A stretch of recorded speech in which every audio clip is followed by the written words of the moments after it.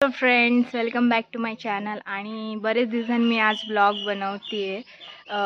तर हा ब्लॉग आहे, आम्ही गावी आलो आहे, सप्त्यासाठी आलेलो.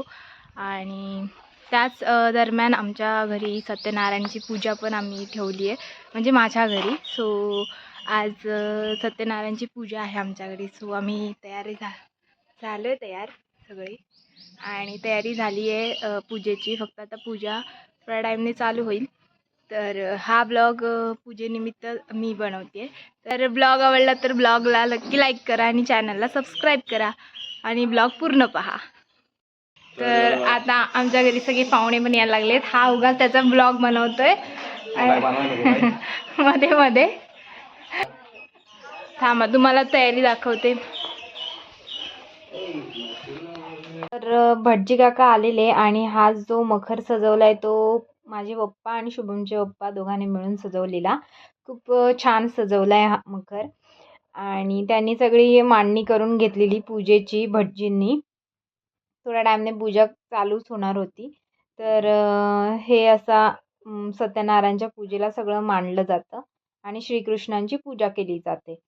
तर आम्ही सुद्धा तयार झालेलो, आणि इकडे आमच्या वाडीतल्या बायका जेवण बनवण्यासाठी आलेल्या. तर तिकडे त्यांची पण घाई होती, आणि मम्मी पूजेला बसणार होती. तर मग ते पूजेच्या आधी ओटी भरतात, म्हणून मग या वहिनी ओटी भरत होत्या मम्मीची. आणि या बायकांना काय काय सामान लागत होतं, म्हणून माझी किचन आणि मग बाहेर जा, किचन आणि बाहेर अशी धावपळ होत होती नुसती. एक वस्तू मागितली तर किचनमध्ये जायला लागायचं, आणि हे पूजेकडे काय लागणार असेल तर मग इकडे.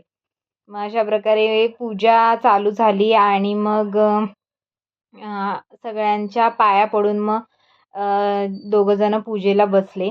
आणि मग मागे जेवणाची सुद्धा तयारी चालू झालेली. प्रसाद बनवायचा होता आणि मसाला वगैरे वाटप लावायचं होतं. तर सगळ्यांची जी वाडीतली लोकं असतात ते सगळे वेगवेगळी कामं वाटून घेतात, आणि त्याच्यानुसार मग ते जेवण बनवतात. तर हे मोठ्या टोपाला जे लावत आहेत राखाडी, त्याच्याने तो मोठा टोप करपत नाही बाहेरून, आणि धुताना पण मग त्रास होत नाही, म्हणून ते राखाडी लावतात.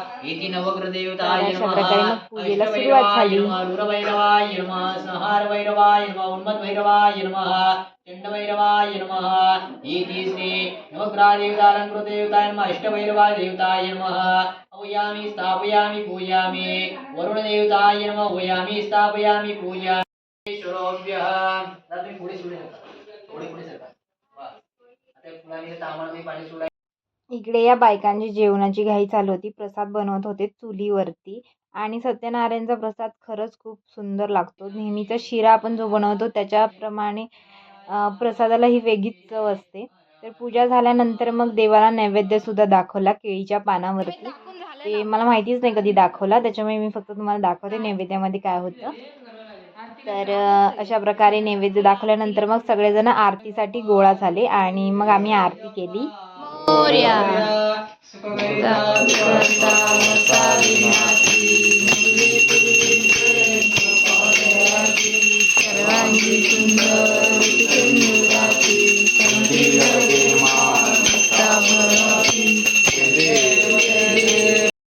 तर आरती झाली, आणि मग सगळेजण आरतीच्या पाया पडायला लागले.